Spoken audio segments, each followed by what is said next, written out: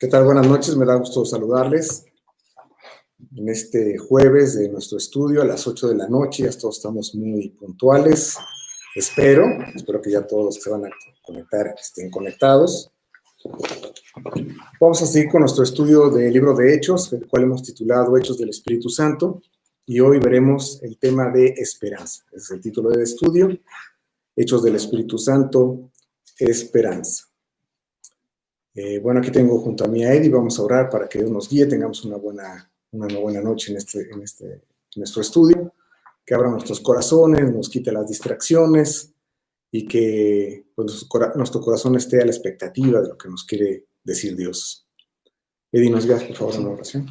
Señor, te damos muchas gracias por la oportunidad de estar aquí para escuchar tu palabra. Gracias porque después de la actividad de nuestro día podemos nosotros terminarlo prácticamente con tu palabra, Señor, para meditarla, para alentarnos, para fortalecernos. Gracias por todos estos estudios, gracias por la bendición de tener tu palabra, Señor, que siempre habla a nuestro corazón. Te pedimos mucho que esta noche no sea la excepción, Señor. Te pedimos mucho que guíes a Tony para que podamos recibir lo que tú tienes para cada uno de nosotros, Señor. Y te pedimos mucho también por todas estas peticiones que hemos compartido.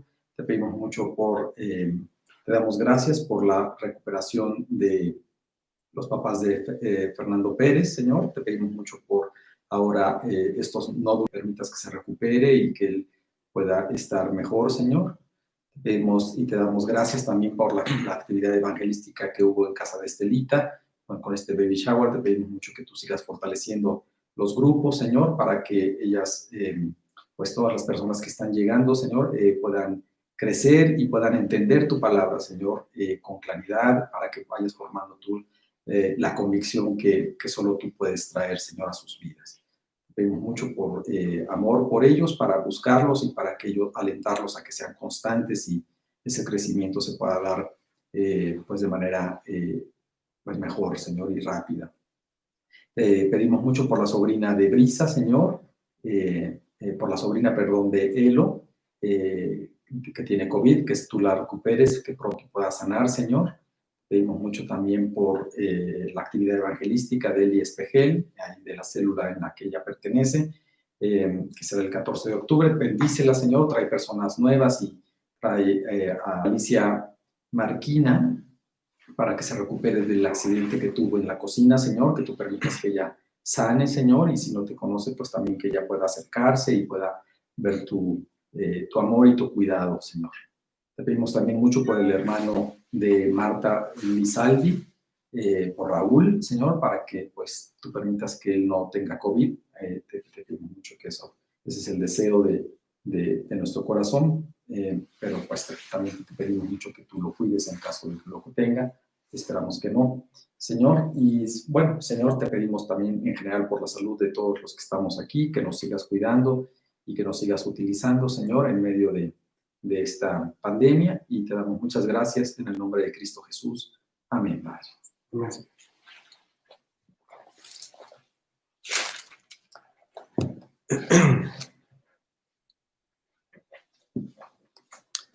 Entonces, Hechos del Espíritu Santo, esperanza.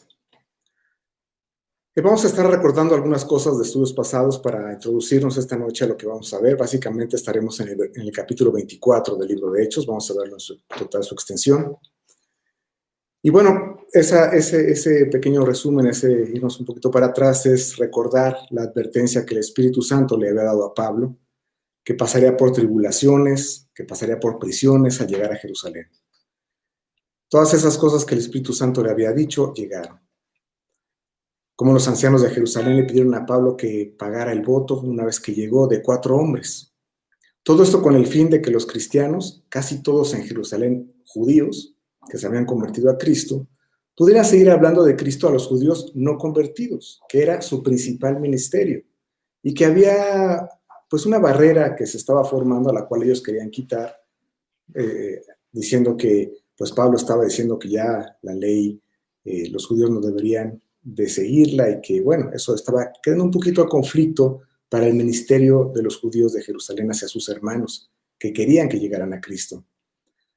Y bueno, eso que le pidieron a Pablo, pensando que eso iba a ser un bálsamo para que tuvieran un poquito mejor de oportunidades para predicarles, pues resultó que no fue así. Nadie imaginó lo que iba a suceder. Pablo fue hallado en el templo y algunos judíos de Asia, cuando lo vieron ahí, gritaron, ¿tú recuerdas?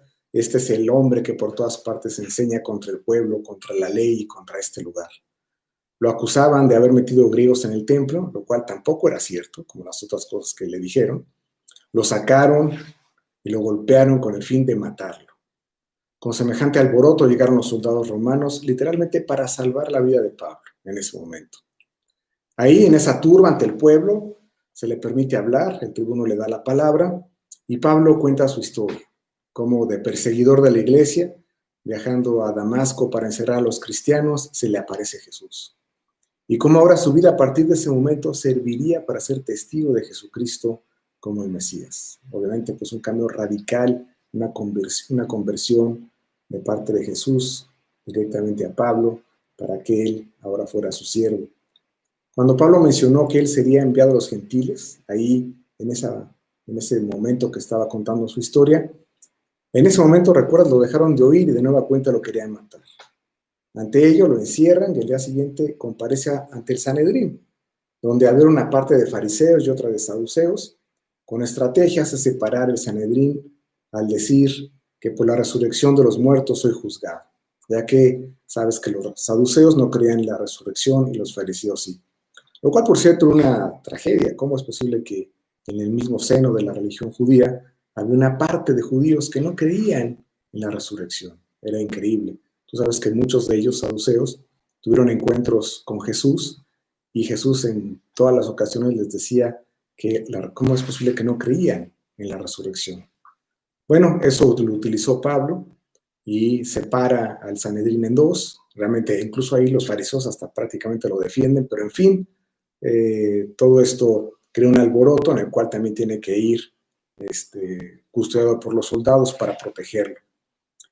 Al día siguiente también se juramentan más de 40 hombres para matarlo y traman una celada, pero la providencia de Dios, que fue uno de los temas de los estudios que hemos visto, providencia de Dios, algo muy bonito, hace que el sobrino de Pablo escuche y declare el plan. El tribuno Claudio Lisias prepara todo un regimiento para llevar a salvo a Pablo a Cesarea y lo manda con el gobernador Félix. Ese estudio, bueno, a mí me gustó muchísimo esa parte porque me pareció increíble lo que nos contaba Eddie, cómo esa protección de Dios en esa providencia fue realmente exagerada, su providencia, ¿no? Cómo fue Pablo llevado a la ciudad de Cesarea con 200 soldados, 200 lanceros, caballos, lo mataban en un caballo, cruzaron la noche. Realmente impresionante cómo a veces Dios nos da esa providencia y bueno, realmente cuidó a su siervo para llegar a la ciudad de Cesarea.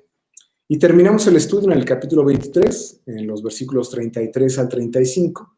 Vamos a volver a leer esos versículos, capítulo 23, 33 al 35.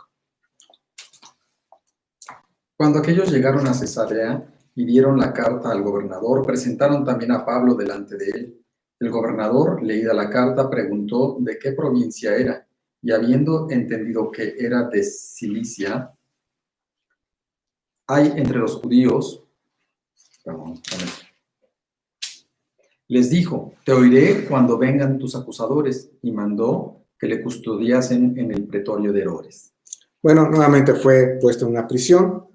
Cuando llegó a Cesarea, realmente Félix no estaba muy enterado de lo que estaba pasando, y él dijo, bueno, pues cuando vengan tus acusadores, me enteraré del caso. Y así entramos al capítulo 24, donde vamos a ver el estudio esta noche. Han pasado solo unos días desde que Pablo fue arrestado en el templo y la movilización que tuvieron los judíos para matarlo ha sido desenfrenada. Golpeado en el templo, acusado en el Sanedrín, también ahí prácticamente dice que lo querían despedazar, después amenazado por 40 hombres, y ahora en Cesarea llega el sumo sacerdote con los ancianos ante el gobernador Félix para seguir acusándolo. Esto ya entramos al capítulo 24, versículo 1, vamos a leerlo. 5 días después descendió el sumo sacerdote Ananías con algunos de los ancianos y un cierto orador llamado Tértulo, y comparecieron ante el gobernador contra Pablo. Bueno, Cesarea estaba más o menos a 100 kilómetros de Jerusalén. Los judíos se organizan y llegaron en solo 5 días. Y la verdad, para este tipo de viaje con esa distancia, pues no lo hacías en una hora como nosotros ahora los hacemos. Además, contrataron un orador para acusar a Pablo. El odio contra él realmente es desmedido. ¿Qué había hecho? Predicar la salvación en Cristo Jesús. Esa era su gran falta. Un odio desmedido que nos hace recordar de buena cuenta a Abel, que sufrió la muerte por su hermano Caín. Fíjate que tú has visto que en los estudios he recurrido mucho he citado a Caín y Abel. Realmente me impresiona mucho estos hombres, a Caín y Abel. Me impresiona porque la primera generación de hombres se matan entre ellos. Y bueno, esa situación estaría de generación en generación por el mundo. Así que por eso me impacta mucho la vida de Caín y de Abel. Vemos que Abel solo hizo lo correcto ante Dios, servirle como Dios había ordenado. Y vemos que Abel no tenía ninguna culpa. Él, como vimos los comenté en estudios pasados, realmente ni estaba enterado de lo que había pasado entre Caín y Dios. Pero ¿qué hace Caín? Se va contra Abel sin ninguna culpa. También ahora vemos como Pablo no tiene ninguna culpa y la acción contra él es desmedida. Hebreos capítulo 11, que también hemos comentado, que es por muchos llamados el cuadro de honor de grandes hombres de fe, comienza con adivina quién. Vamos a leerlo en Hebreos 11:4. Por la fe Abel ofreció a Dios más excelente sacrificio que Caín, por lo cual alcanzó testimonio de que era justo, dando Dios testimonio de sus ofrendas, y muerto aún habla por ella. Bueno, pues ese cuadro de honor empieza justamente con Abel, increíble, ¿no? Y después de una larga lista de hombres, este cuadro de honor termina así, en Hebreos 11, 36 al 38. Vamos a leerlo. Otros experimentaron vituperios y azotes, y además de esto prisiones y cárceles. Fueron apedreados, aserrados, puestos a prueba, muertos a filo de espada, anduvieron de acá para allá, cubiertos de pieles de ovejas y de cabras, pobres, angustiados, maltratados, de los cuales el mundo no era digno, errando por los desiertos, por los montes, por las cuevas, por las cavernas de la tierra.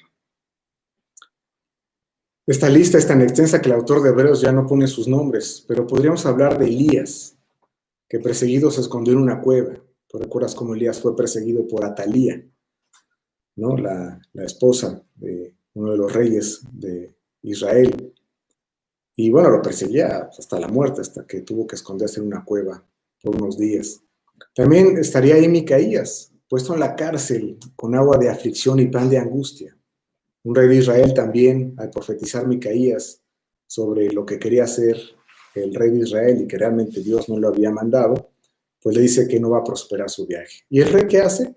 Lo encierra con agua de aflicción y pan de angustia, solamente porque Micaías está diciendo lo que Dios le quería decir al rey.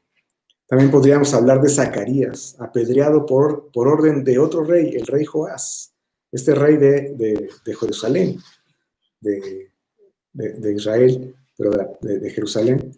Y increíble porque Joás había sido salvado de una muerte terrible, habían matado a todos sus hermanos y el sacerdote Joaída lo esconde y después lo saca como rey.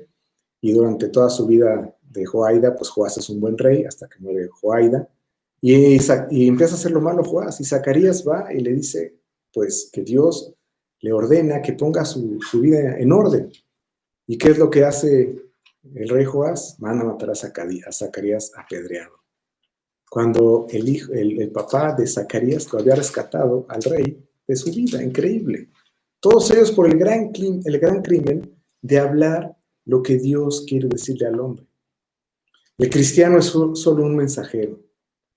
Dios se ha comunicado de varias formas al hombre. Directamente, como lo hacía, por ejemplo, con Abraham, con Moisés, por medio de profetas, como los ejemplos que acabamos de citar. Y ahora Dios ha determinado hablar por medio de la Biblia. Nuestro ministerio, como el de Pablo, es hablar lo que Dios dice en su palabra. Podemos ver que Pablo lo único que dice es lo que Dios dice. Le ha dicho que hable de su salvación. Eso es lo que quiere decir Pablo. Yo nomás traigo un mensaje, es un mensaje de salvación. Es ser testigos de su muerte y de su resurrección, tal como lo vimos en Hechos 1:8 y que se ha centrado este versículo en todo este estudio del libro de Hechos. Vamos a recordarlo, Hechos 1:8. Pero recibiréis poder cuando haya venido sobre vosotros el Espíritu Santo, y me seréis testigos en Jerusalén, en toda Judea, en Samaria y hasta lo último de la tierra. Bueno, eso es lo que pidió Jesús. Ustedes van a hablar de la salvación, van a ser testigos de mi muerte y de mi resurrección. Ese era el gran crimen de Pablo. ¿Qué hace? Que el sumo sacerdote venga a Cesarea para acusarle. En solo 5 días preparó todo, pero esas ganas de ya enjuiciar a Pablo y darle muerte, pues vemos cómo era desmedida. Llega rápidamente con este orador y con varias personas del concilio para acusarle ante Félix. Bueno, ya les he contado también que cuando yo me hice cristiano, parte de mi familia nos dejó de hablar. ¿Por qué me hice cristiano? La verdad es que podríamos preguntar, oye, ¿no te parece desmedido haberme dejado de hablar siendo familia y muy cercana? Eran mis tías, mis tíos, mis primos hermanos, porque me convertí a Cristo. ¿No te parece desmedido el ya hacer ese muro entre nosotros? Solamente porque éramos mensajeros de lo que Dios dice en su palabra. Bueno, así Pablo nuevamente es puesto ante sus acusadores. Ahí estaba Tértulo, que por su nombre no era judío, sino griego. Es probable que lo trajeron porque además de ser un buen orador, podría conocer la ley romana y usarla para atacar a Pablo. Vamos a ver Hechos 24, del 2 al 9, que es esta acusación de parte de este hombre.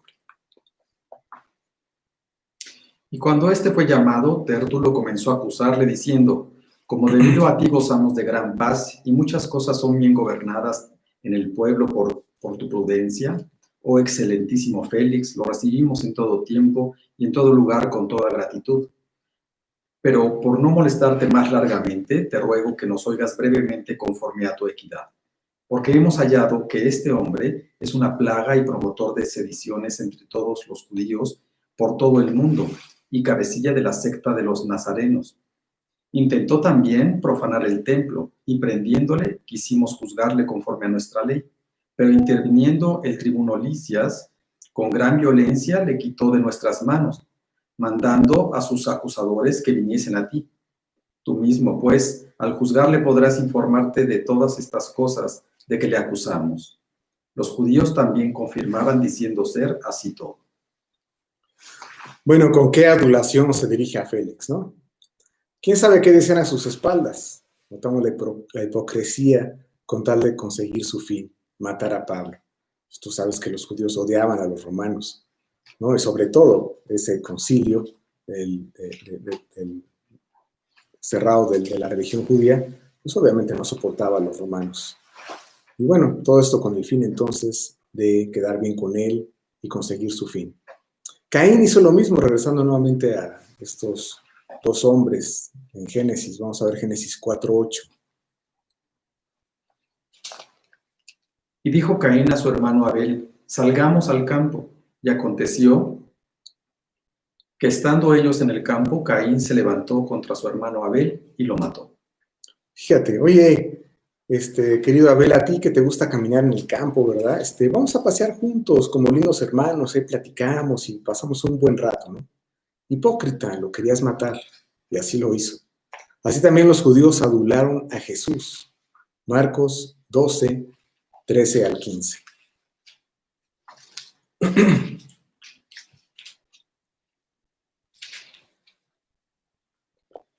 Y le enviaron a algunos de los fariseos y de los herodianos para que les sorprendiesen en alguna palabra.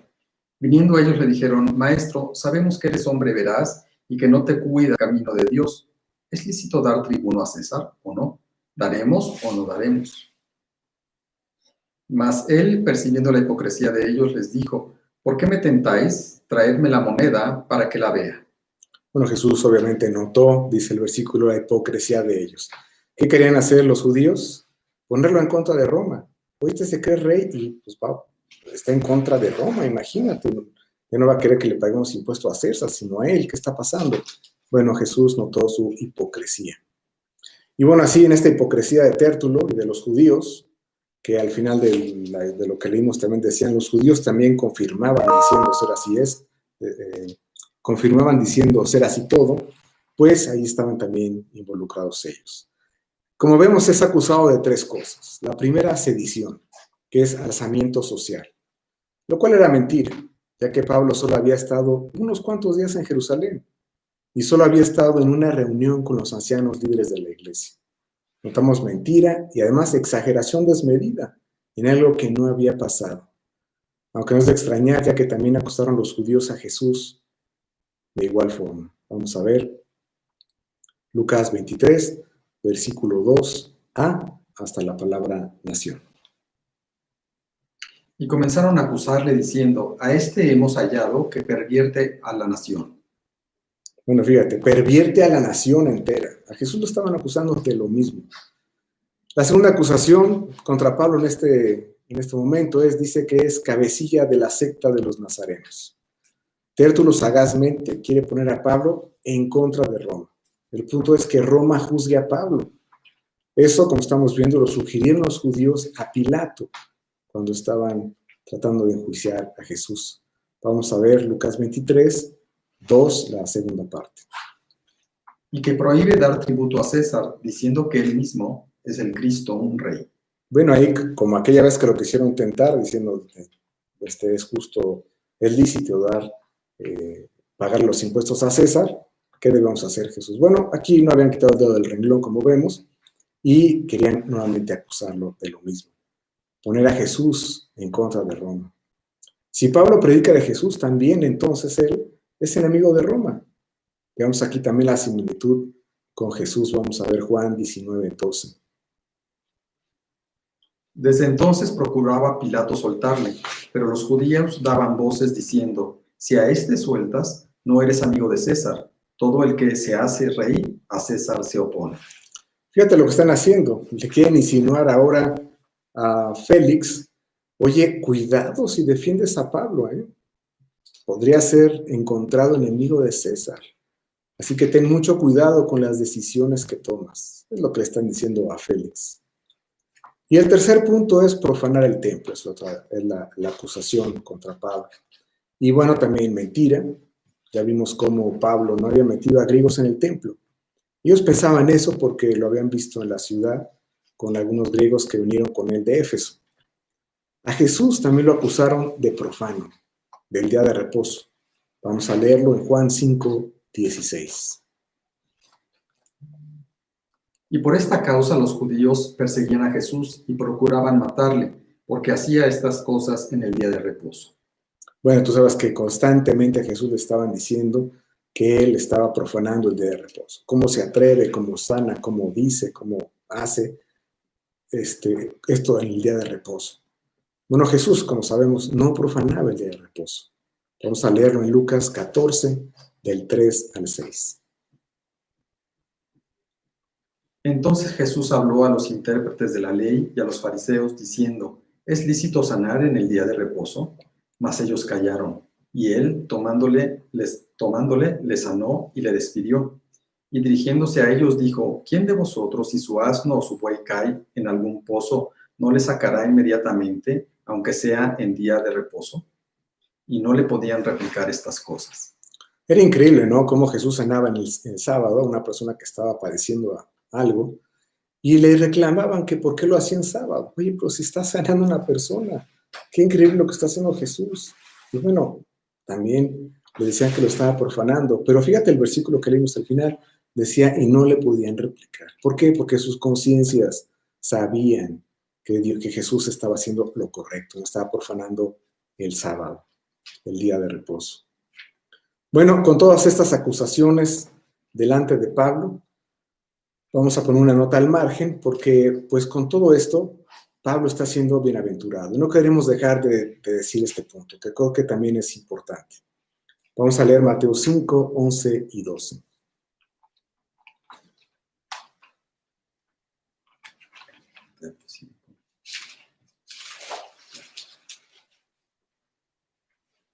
Bienaventurados sois cuando por mi causa os vituperen y os persigan, y digan toda clase de mal contra vosotros mintiendo. Gozaos y alegraos, porque vuestro galardón es grande en los cielos, porque así persiguieron a los profetas que fueron antes de vosotros. Bueno, esta es una bienaventuranza para cualquiera que recibe persecución al hablar de Cristo. Aquí está Pablo, el cual en este momento está siendo bienaventurado.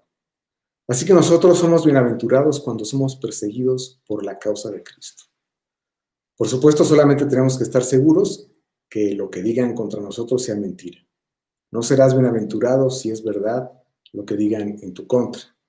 No voy a ser como Eddie, que hace unos días que aquí lo tengo junto, me dijo, no hombre, Tony, estoy siendo bienaventurado, están hablando mal de mí, horrores, que dije, que hice, que le contesté, bueno, 1000 cosas. Y yo le dije, bueno, vaya, qué mal, y todas mentiras. No, son ciertas, pero están hablando mal de mí, soy bienaventurado. Entonces, bueno, le tuvimos que explicar a Eddie que no era así, que tiene que ser mintiendo. Nosotros somos bienaventurados cuando hablan mal de nosotros, cuando somos perseguidos por la causa de Cristo. Es más, quiero decirte que incluso es una de las señales de un cristiano. Porque un cristiano habla de Cristo. Y como vimos en el estudio de confrontación, la confrontación será inevitable. Bueno, vamos a pasar ahora a la defensa de Pablo. Vamos a entrar a Hechos 24, versículo 10. Habiéndole hecho señal el gobernador a Pablo para que hablase, éste respondió, porque sé que desde hace muchos años eres juez de esta nación, con buen ánimo haré mi defensa. Bueno, una de las cosas que vemos aquí de parte de Pablo es que no vemos ninguna adulación, sino simplemente dirigiéndose con respeto hacia Félix. Siguiendo con su defensa, vamos ahora a los versículos del 11 al 13. Como tú puedes cerciorarte, no hace más de 12 días que subí a adorar a Jerusalén, y no me hallaron disputando con ninguno, ni amotinando a la multitud, ni en el templo, ni en las sinagogas, ni en la ciudad, ni te pueden probar las cosas de que ahora me acusan. Bueno, Pablo hace mención que solo había estado en Jerusalén unos cuantos días. Acababa de llegar cuando esto pasó. Después de años en que no había estado en Jerusalén. Esto lo dice un poquito más adelante en el versículo 17. Vamos a leer. Y pasados algunos años vine a hacer limosnas a mi nación y presentar ofrendas. Bueno, además, una de las causas por las que había ido a Jerusalén era porque llevaba una ofrenda, una limosna a la iglesia de Jerusalén. Así que, pues estamos viendo que con solo unos días en la ciudad, ¿cómo habría de organizar una sedición? Además, lo que viene a hacer es traerle esta ofrenda. No estaban disputando ni amotinándose con nadie. Nada de esto se lo podían probar. Después pasamos a la segunda parte de su defensa. Vamos a los versículos 17 al 21. Pero pasados algunos años vine a hacer limosnas a mi nación y presentar ofrendas. Estaba en ello cuando unos judíos de Asia me hallaron purificando en el templo, no con multitud ni con alboroto. Ellos debían comparecer ante ti y acusarme si contra mí tienen algo. O digan estos mismos si hallaron en mí alguna cosa mal hecha cuando comparecí ante el concilio, a no ser que estando entre ellos prorrumpí en alta voz acerca de la resurrección de los muertos, soy juzgado hoy por vosotros. Bueno, en el concilio único que dije, dice Pablo, fue que era juzgado por la resurrección de los muertos. Todos los cargos de los que acusaban a Pablo eran teológicos. No era un crimen creer en la resurrección de los muertos. Los mismos fariseos creían en ella. Y tampoco había nada en contra de Roma, donde estaba siendo juzgado en este momento. En los versículos que nos saltamos, por decirlo, son los versículos 14 al 16, veremos algunos detalles que salen de su defensa, aparte de los hechos que está narrando, pero que Pablo quiere aprovechar para mencionarlo. Vamos a los versículos entonces, 14 al 16. Pero esto te confieso, que según el camino que ellos llaman herejía, así sirvo al Dios de mis padres, creyendo todas las cosas que en la ley y en los profetas están escritas, teniendo esperanza en Dios, la cual ellos también abrigan, de que ha de haber resurrección de los muertos, así de justos como de injustos, y por eso procuro tener siempre una conciencia sin ofensa ante Dios y ante los hombres. Bueno, Pablo en su defensa argumenta que él obedece a Dios. Pablo aconsejó más adelante a Timoteo en una de sus cartas que no se enrolara en cuestiones necias, sino que se enfocara en lo único importante, es decir, la salvación. Vamos a verlo en 1 de Timoteo 1, 3 al 6.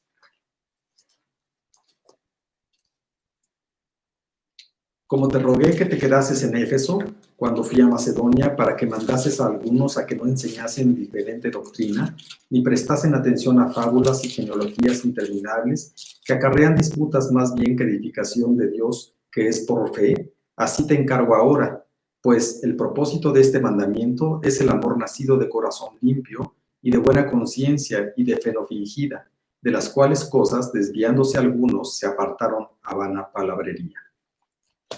Así que no vale la pena estar discutiendo en temas que no van a llegar a nada. Pablo sabía que sus acusadores estaban mintiendo. Y la verdad poco podría decir o hacer en su defensa.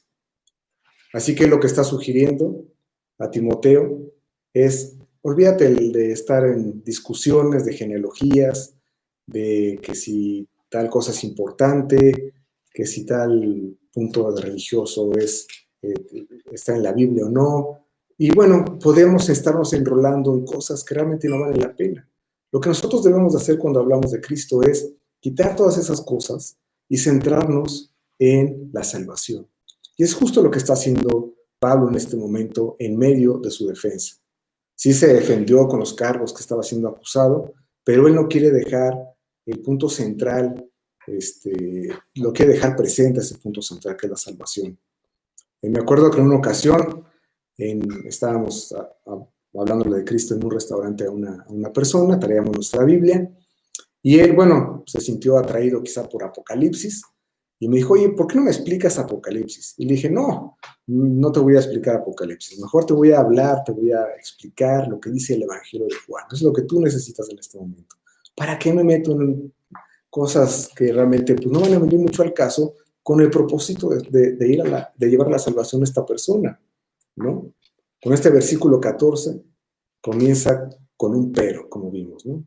Ya hemos visto algunos versículos que dicen, y sucedió qué, y pasó qué. Este es un pero, porque Pablo le quiere poner énfasis a este tema más importante.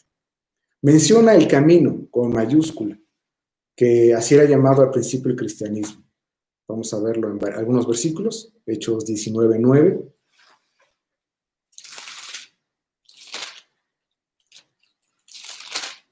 Pero endureciéndose algunos y no creyendo, maldiciendo el camino, y delante de la multitud, se apartó Pablo de ellos y separó a los discípulos, discutiendo cada día en la escuela de uno llamado Tirano.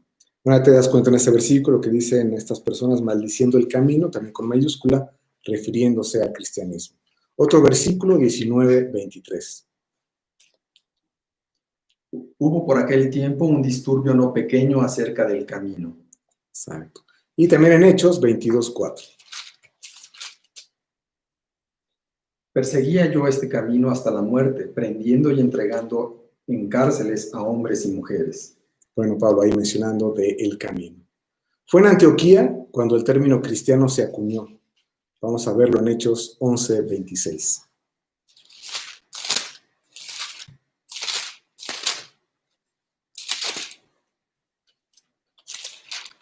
Y se congregaron allí todo un año con la iglesia y enseñaron a mucha gente, y a los discípulos se les llamó cristianos por primera vez en Antioquía.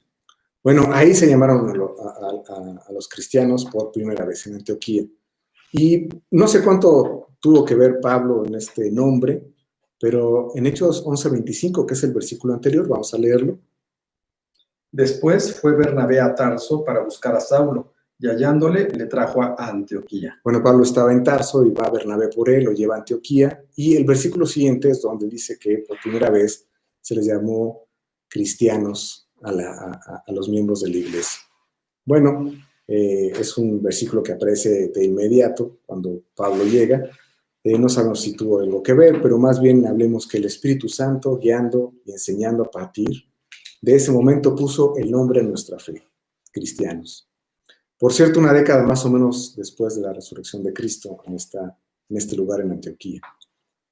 Por ello, nuestra iglesia no tiene ninguna denominación o nombre, ya que estas no aparecen en la Biblia. Lo único que dice, como hemos visto, es la ciudad donde se nombra a la iglesia local. Los Gálatas, los Efesios, ¿no? Vimos, por ejemplo, como en una de las cosas que el Espíritu Santo hace en esta serie de estudios del Espíritu Santo en Hechos, que el Espíritu Santo une. Y sí, todos los miembros de la iglesia en todo el mundo forman el cuerpo de Cristo. Pero también hablamos de que sí también existen las iglesias locales, pero únicamente son llamadas por la ciudad en la que se encuentran.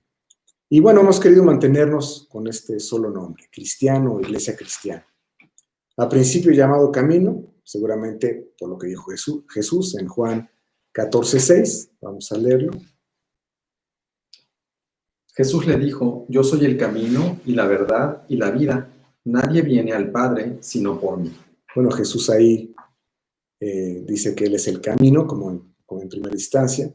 Y bueno, así que seguramente por eso se llamaban así los cristianos de la primera iglesia en esos primeros 10 años, como los del camino. Y después, a partir de Antioquía, en el capítulo 11 de Hechos, cristianos.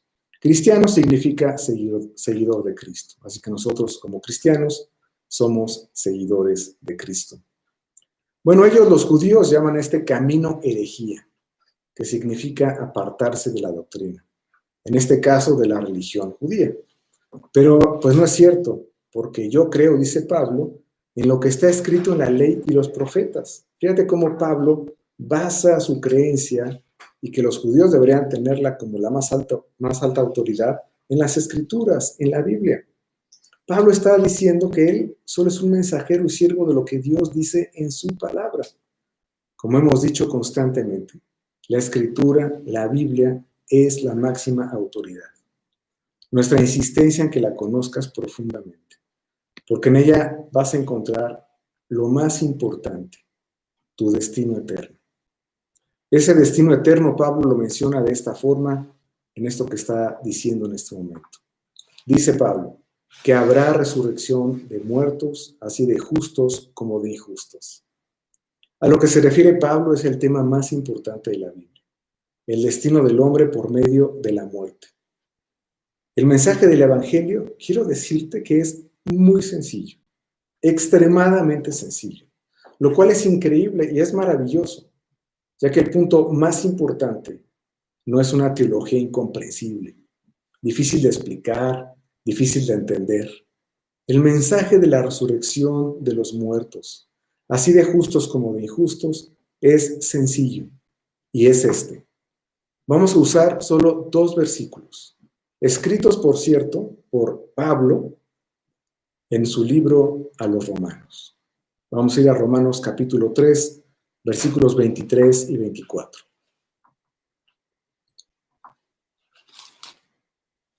Por cuanto todos pecaron y están destituidos de la gloria de Dios, siendo justificados gratuitamente por su gracia, mediante la redención que es en Cristo Jesús. Bueno, en estos 2 versículos está explicado claramente lo que es la resurrección de los muertos, así de justos como de injustos. Primero, lo que nos está diciendo Pablo es que por cuanto todos pecaron, incluidos tú y yo, todos hemos pecado. Eso ha hecho, como dice el versículo, que estemos destituidos de la gloria de Dios. En este momento y por la eternidad. Habla en presente y por supuesto se refiere a todo el futuro. Y si tú aceptas el sacrificio de Cristo que hizo por ti en la cruz, eso es lo que está diciendo los versículos, ¿no? Siendo justificados gratuitamente por su gracia mediante la redención que es en Cristo Jesús. Si tú aceptas el sacrificio de Cristo que hizo por ti en la cruz, tú eres justo, justificado, que es lo que dice el versículo. Y dejas de ser injusto o pecador. Eres perdonado. Debemos que a lo mejor, para entenderlo bien, justificado es mejor que perdonado, porque justificado es como si nunca hubieras hecho ningún pecado. De ese tamaño es el sacrificio de Cristo a nuestro favor. Así que tu entrada al cielo está garantizada por la sangre de Cristo, desde ahora y hasta la eternidad, si lo aceptas como Señor y Salvador. Es un mensaje claro en solo 2 versículos. Como Juan ahí en 11:25 también lo mencionó. Vamos a ver Juan 11:25. Y le dijo Jesús: yo soy la resurrección y la vida. El que cree en mí, aunque esté muerto, vivirá. Bueno, aquí Jesús también habla de la resurrección. Dice, el que esté muerto, pero cree en mí, va a vivir. Pablo lo llama a esto la esperanza en Dios. Es lo que dice aquí, lo que leímos en el capítulo 24, versículo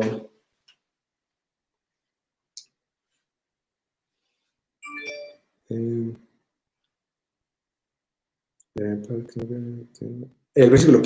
24:15.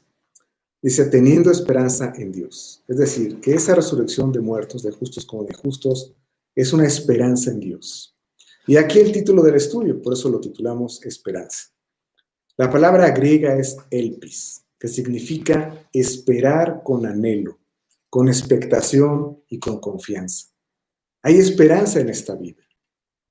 Esta palabra, quiero decirte que la usamos mal, esperanza, ya que hacemos referencia a ella como algo que quizás llegue, pero que no es seguro.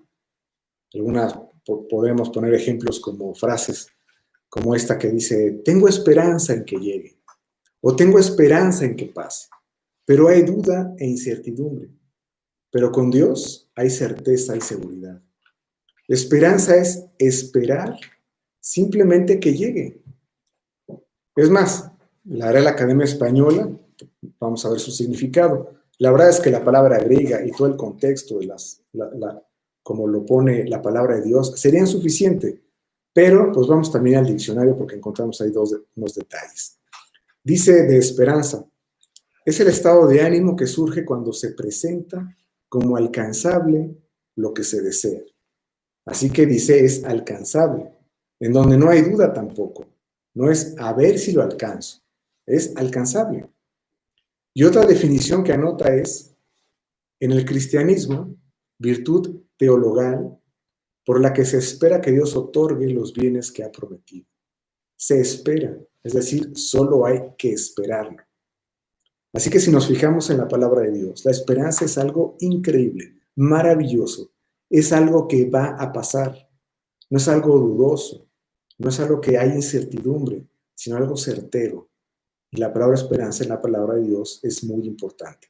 Vamos a ver varios versículos en donde está esta palabra y además, obviamente, relacionada con lo que es la resurrección de los muertos, así de justos como de injustos. Vamos primero a Romanos, capítulo 5, versículo 2. Por quien también tenemos entrada por la fe a esta gracia, en la cual estamos firmes y nos gloriamos en la esperanza de la gloria de Dios. Bueno, qué bonitos versículos, ¿no? Nos gloriamos en la esperanza. Es decir, estamos felices, contentos, nos gozamos, porque la esperanza es algo certero, algo ya consumado y que solamente hay que esperarlo. Romanos 15, 13. Y el Dios de esperanza os llene de todo gozo y paz en el creer, para que abundéis en esperanza por el poder del Espíritu Santo. Bueno, así se llama Dios, el Dios de esperanza. Y solamente, como dice el versículo, pues hay que esperar en su promesa. Vamos ahora a Tito, capítulo 1, versículo 1 y 2. Pablo, siervo de Dios y apóstol de Jesucristo, conforme a la fe de los escogidos de Dios y el conocimiento de la verdad que es según la piedad, en la esperanza de la vida eterna, la cual Dios, que no miente, prometió desde antes del principio de los siglos. Este versículo, como estamos viendo, todos son bastante claros, pero bueno, podríamos darle una nota extra, porque claramente nos está diciendo el punto de la vida eterna, en la esperanza de la vida eterna, la cual Dios, que no miente, prometió antes del principio de los siglos. Si Dios promete algo, ¿cómo podría ponerlo en duda? O quizá que tú no lo alcances. Nada de eso. Es la esperanza de la vida eterna que es alcanzable. También ahí en Tito vamos a leer el versículo 2, 13. Aguardando la esperanza bienaventurada y la manifestación gloriosa de nuestro gran Dios y Salvador Jesucristo. Solo estamos esperando la manifestación de nuestro Señor Jesucristo. Vamos ahora a Hebreos, capítulo 6, versículos 18 y 19.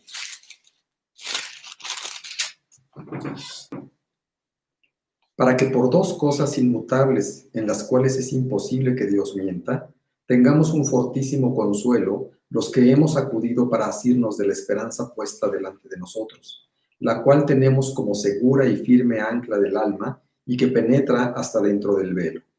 Bueno, la esperanza, dice aquí estos versículos, son como un ancla que no nos mueve. Es segura y firme en el alma. Y para terminar, uno más, Primera de Pedro 1:3.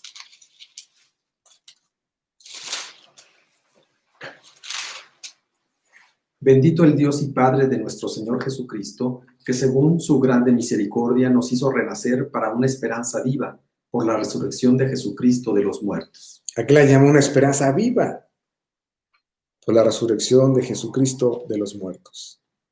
Así que estamos viendo que esta esperanza es una cosa real en el mensaje del Evangelio, que, reiterando, es sencillo.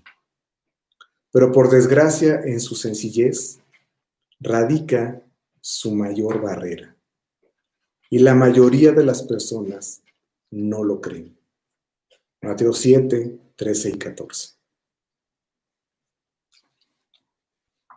Entrad por la puerta estrecha, porque ancha es la puerta y espacioso el camino que lleva a la perdición, y muchos son los que entran por ella, porque estrecha es la puerta y angosto el camino que lleva a la vida, y pocos son los que la hallan.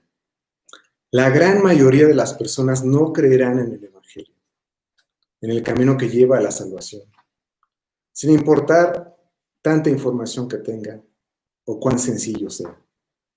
Vamos a regresar a Hechos, capítulo 24, versículos 22 y 23.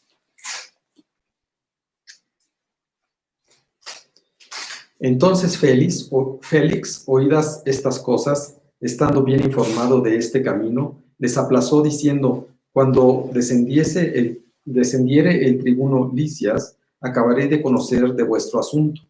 Y mandó al centurión que se custodiase a Pablo, pero que se le concediese alguna libertad y que no impidiese a ninguno de los suyos servirle o venir a él. Bueno, Félix, como estamos viendo, dice la palabra de Dios, estaba bien informado del cristianismo. La Biblia no dice por qué. Una de las fuentes probables era su esposa Drusila, que era judía. Vamos a verlo en el siguiente versículo 24. Algunos días después, viniendo Félix con Drusila su mujer, que era judía, llamó a Pablo y le oyó acerca de la fe en Jesucristo. Bueno, a lo mejor Drusila tenía parientes que se habían convertido, quizá, y por eso conocía el cristianismo. Pero bueno, la Biblia no lo dice, simplemente que Félix estaba bien informado del cristianismo. Félix, estamos viendo, aplaza el juicio hasta saber lo que el tribuno Lisias tenía que decir. Sin lugar a dudas, Félix estaba muy impresionado por Pablo, al punto que se le concedió alguna libertad. No sabemos qué tipo de libertad exactamente. Quizás solamente era ir al reclusorio a firmar los lunes, ¿no? Vivir en una casa. También se le permitió que recibiese visitas, lo cual nos está diciendo que Félix no creía en nada de las acusaciones de los judíos, ya que si Pablo era un incitador de rebelión contra Roma, era obvio que no lo iba a dejar ni hablar con nadie para no seguir siendo esa cabecilla que decían los judíos. También Pilato quería liberar a Jesús, porque se vea que por envidia lo habían entregado. Marcos 15, 9 y 10. Y Pilato les respondió diciendo: ¿queréis que os suelte al rey de los judíos? Porque conocía que por envidia le habían entregado los principales sacerdotes. Bueno, Pilato sabía que por envidia lo habían entregado. Regresando a Hechos, vamos al capítulo 24, versículos 25 y 26. Pero al disertar Pablo acerca de la justicia, del dominio propio y del juicio venidero, Félix se espantó y dijo: ahora vete, pero cuando tenga oportunidad te llamaré. Esperaba también con esto que Pablo le diera dinero para que le soltase, por lo cual muchas veces lo hacía venir y hablaba con él. Félix hizo llamar muchas veces a Pablo para oírlo. Realmente estaba impactado con él. El mensaje de Pablo, como estamos viendo, no cambió. La justicia, el dominio propio y el juicio venidero. La justicia, de la que Pablo le hablaba a Félix, era la norma absoluta que exige Dios. Para que entres al cielo debes ser perfecto, sin pecado, totalmente justo. Pues está súper difícil, más que difícil, está imposible. Eso es lo que leímos en Romanos 3:23, por cuanto todos pecaron y están destituidos de la gloria de Dios. Pero si creemos en Jesús, a través de su sacrificio en la cruz, y nos lo apropiamos como nuestro Señor y Salvador, somos justos. Así que por eso Pablo le hablaba de la justicia a Félix. También le hablaba del dominio propio. Pablo le explicó a Félix que sus pecados eran su peor enemigo cuando le habló del dominio propio. En las palabras de Jesús, Pablo le explicó a Félix que el pecado te hace esclavo del mismo pecado. Vemos cómo lo dijo Jesús en Juan 8:34. Jesús le respondió: de cierto os digo que todo aquel que hace pecado, esclavo es del pecado. Claro, es un círculo vicioso que el pecado te hace caer más en el pecado y no sales nunca. No puedes salir de él hasta que seas perdonado, justificado por la sangre de Cristo. No hay salida para el hombre. Nunca podrá volverse bueno. La historia de la humanidad es nuestro testigo. Y tu vida también es testigo de que no sales, que no te puedes reformar. Me acuerdo que cuando yo era jovencito, antes de venir a Cristo, estaba en mis 21, 22, y bueno, yo era muy enojón, introvertido, inseguro, celoso, pero el enojo era una cosa que no la soportaba. Y bueno, lo tenía consciente, por supuesto. Y una amiga me regaló un libro, se llama Tus zonas erróneas, no sé si alguna persona lo ha visto, lo ha leído, pero básicamente dice que si tienes un problema, tú lo que tienes que hacer es, pues, determinantemente tratar el problema, ¿no? Y en la mañana, por ejemplo, decía una de las cosas, es que muy temprano en la mañana te levantaras y te concentraras y repitieras: no me voy a enojar, no me voy a enojar y no me voy a enojar. ¿Y sabes qué pasó? Me enojé, porque no me quitó el enojo, no pasó nada. Leí todo el libro, hice todo lo que decía y seguí igual. Porque no hay nada que nos pueda quitar nuestro pecado, sino solamente Cristo. Y también Pablo le habló a Félix del juicio venidero. Hay un juicio que viene. Lo único que tienes que hacer es que Jesús sea tu sustituto en ese juicio, para que tú no pases por el juicio. Porque si tú llegas al juicio serás culpable. Esa idea de que tú vas a llegar a la entrada del cielo y va a haber una balanza de tus obras buenas y malas no existe. En la Biblia no está, porque nunca pasaremos por juicio las personas que entremos al cielo. Porque si pasáramos por él, seríamos culpables. ¿Qué es lo que pasó entonces? Jesús fue nuestro sustituto en ese juicio y salió culpable. Y el juicio venidero es que Jesús sea tu sustituto por medio de su sacrificio en la cruz, tal y como lo leímos en Romanos 3:24. ¿Lo que tienes ahí? Romanos 3:24. Vamos a leer. Siendo justificados gratuitamente por su gracia, mediante la redención que es en Cristo Jesús. Bueno, muy sencillo. De eso le hablaba Pablo a Félix. La Biblia nos dice que lo único que pasó con Félix es que se asustara. Y por desgracia no vemos que haya aceptado la salvación que se le ofreció. Su respuesta: no es mi momento. Dijo: ya te oiré en otra oportunidad. ¿Cuántas veces hemos oído eso de muchos, de nosotros, de personas a las que le hablamos de la justicia, del dominio propio y del juicio venidero? Y nos han dicho también: qué bueno por ti, pero no es para mí.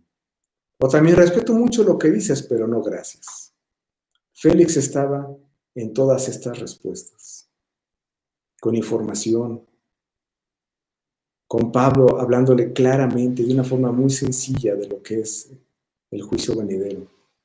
Le estaba diciendo cómo la resurrección así de muertos, de justos como de injustos, había una esperanza para librarse de ese juicio. Bueno, la palabra de Dios también dice que lo traía muchas veces para a su presencia porque quería sobornarlo para dejarlo ir.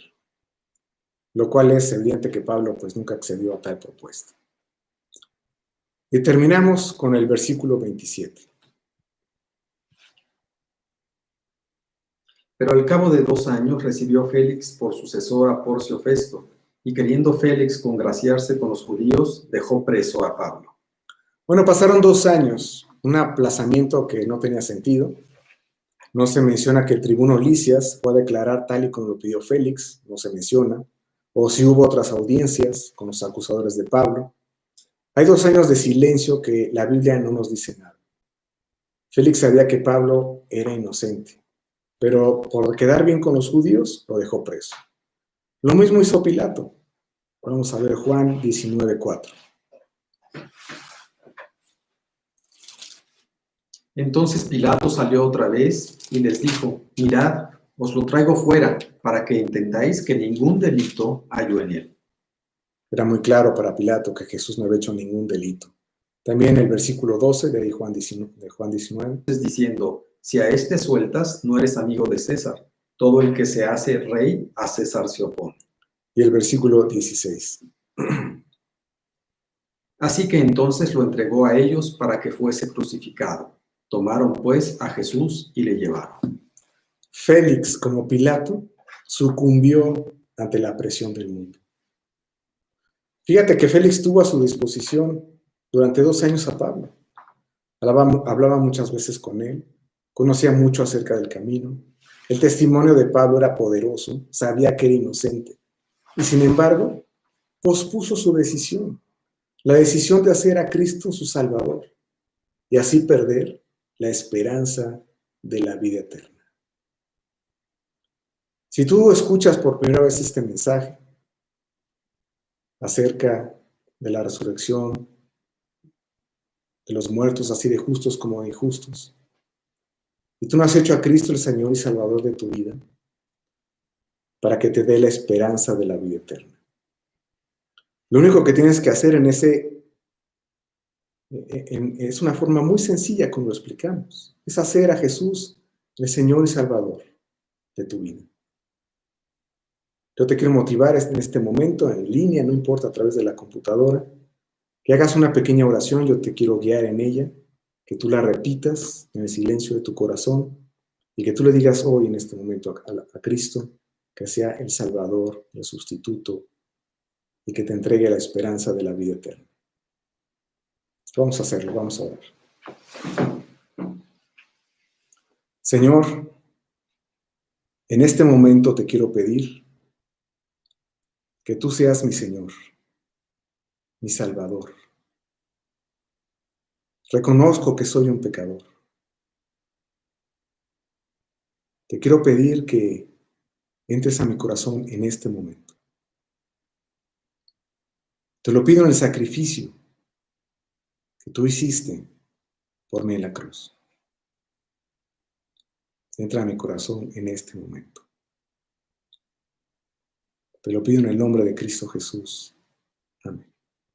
Bueno, si tú hiciste esa oración, quiero decirte que tú tienes la esperanza de la vida eterna a través de Cristo, nuestro Señor y Salvador. Platica con la persona que te invitó para que te cuente un poquito más de la Biblia, de Dios, de los estudios. Seguro va a ser una aventura maravillosa en tu vida. Con esto nos despedimos esta noche. Nos vemos el próximo jueves. Hasta luego.